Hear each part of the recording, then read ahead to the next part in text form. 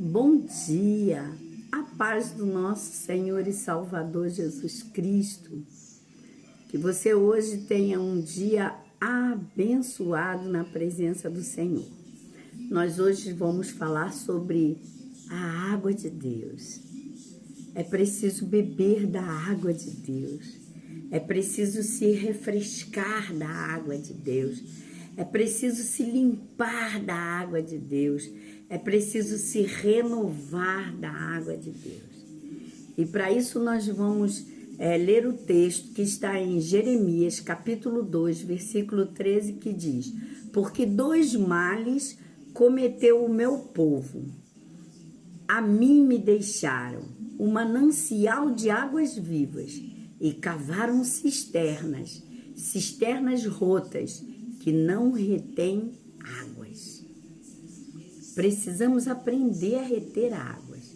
Naqueles dias, naquele tempo, não havia água encanada e o povo dependia de mananciais, de rios, de fontes, né, para poder sobreviver.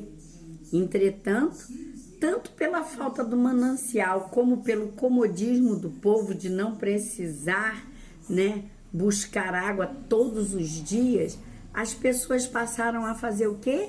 A utilizar cisternas, fazer cisterna, cavar cisterna. A cisterna era um reservatório de água de chuva. E era muito prático naquele tempo eles estarem fazendo cisternas, né? Uma vez que evitava o trabalho de todo dia ter que ir buscar água, voltar, trazer, ir buscar e trazer. Isto era algo comum a todo o povo naquela época, razão pela qual Deus escolhe justamente a figura da cisterna para ilustrar a verdade espiritual que o povo de Deus necessita ouvir e entender. Então a gente precisa entender as coisas espirituais de Deus, o que Deus ele quer falar conosco, o que Deus quer nos alertar, e muitas das vezes a gente não atenta para pequenos detalhes. Qualquer um sabe que há uma diferença entre a qualidade da água que vem de uma fonte e a qualidade da água que vem de um poço. Há uma diferença muito grande. A água da fonte ela é límpida, a água da fonte ela é sem sabor, ela tem aquele... não é que ela seja sem sabor, ela tem a pureza da água. A água do poço às vezes é ferruginosa, às vezes é saloba. Então ela não é uma água totalmente pura, não é? Mas Deus está dizendo para a gente que não é algo assim ligado somente à qualidade da água, mas ao fato de que, espiritualmente falando, as cisternas elas não funcionam como os mananciais, né? As cisternas retêm. Deus chamou as cisternas que seu povo vinha cavando de cisterna rota. Rota quer dizer que vaza, furada, velha, frágil, é uma coisa que não tem uma sustentabilidade tão grande, tão grande, tão grande, não é? Então Deus chamou a cisterna de rota, porque elas não podiam reter as águas. Portanto, essa comparação que o Senhor fez, a conclusão é uma só: quem bebe da fonte tem água viva. Oh, aleluia! Quem bebe da fonte tem manancial de água, enquanto que quem tenta guardar a água na cisterna acaba sentindo sede, acaba não saciando a sua sede. E muitas das vezes acaba faltando água, porque as cisternas, elas eram cheias naquela época com água da chuva. Eles não tinham ainda como fazer total encanamento. Então elas eram retidas com água da chuva. Então nós precisamos aprender a beber água da fonte. Oh, aleluia! Muitos de nós achamos que às vezes é possível a gente driblar, passar a perna o princípio da busca diária e tentamos encher os nossos reservatórios nos cultos. A gente dribla de fazer culto familiar, culto doméstico, de ler a palavra, de fazer uma reflexão, de estudar a palavra, não é? De orar. Muitas das vezes levanta de manhã, agradece a Deus o dia e PT saudações, acabou, fica naquilo ali, mas não medita, não ouve um louvor, não glorifica a Deus, não lê a palavra, não é? Não para buscar a fonte da água viva. É essa fonte, amados, é essa fonte que nós precisamos buscar e não encher os nossos reservatórios somente nos cultos, porque vamos ficar com aquela água parada ali, estagnada, vai dar mosquito da dengue. Olha, vamos prestar atenção nisso. Há pessoas que durante toda a semana não oram nem lê a Bíblia, mas acham que ali no culto é suficiente para alimentá-los, para mantê-los abastecidos da palavra. E era disso que Deus estava falando, porque nós, o povo, às vezes preferimos encher a nossa cisterna em vez de ir todos os dias à fonte. Você precisa ir à fonte. Você costuma ir à fonte buscar a água da vida? Talvez por mero comodismo, mas o fato é que temos falhado numa área vital do nosso relacionamento com Deus. Ninguém sobrevive de estoque em uma vida espiritual, ninguém sobrevive. Não existe uma espécie de crente camelo que bebe e reserva água, que enche o seu tanque e aguenta 40 dias caminhando no deserto. Não existe crente assim. E os que existem são falhos, são aqueles crentes que só vivem de fofoca, só vivem criticando, só vivem olhando defeito. São crente camelo, que ao invés de se alimentar diariamente, pega o que ele recebeu e faz um reservatório e vive daquilo, sabe? E não muda. Creio que essa é uma área importantíssima a ser ordenada em nossas vidas.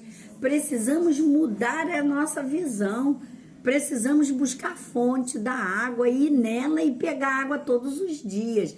Não há nada que nos leve a estar mais próximo de Deus do que um relacionamento diário. Esta é a ideia de beber a água na fonte. Essa ideia é usada por Deus em toda a Bíblia.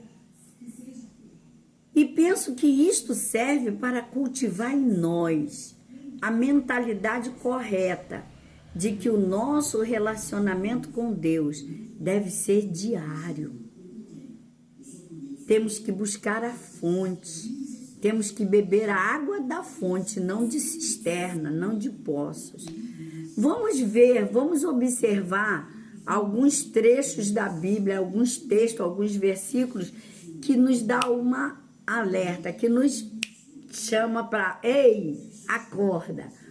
Lá em João capítulo 4, 10, 13 e 14 diz assim: respondeu-lhe Jesus: se tivesses conhecido o dom de Deus e quem é o que te diz, dai-me de beber, tu lhes teria pedido e ele te haveria dado água viva. E aí a samaritana fala com Jesus e Jesus responde no 13: todo o que beber desta água tornará a ter sede, mas aquele que beber da água que eu lhe der, se fará nele uma fonte que jorra, olha, que jorra água para a vida eterna. João capítulo 4, 10, 13 e 14. É a parábola da mulher samaritana, né, que fala muito sobre a água da vida. Jesus, ele é a água da vida.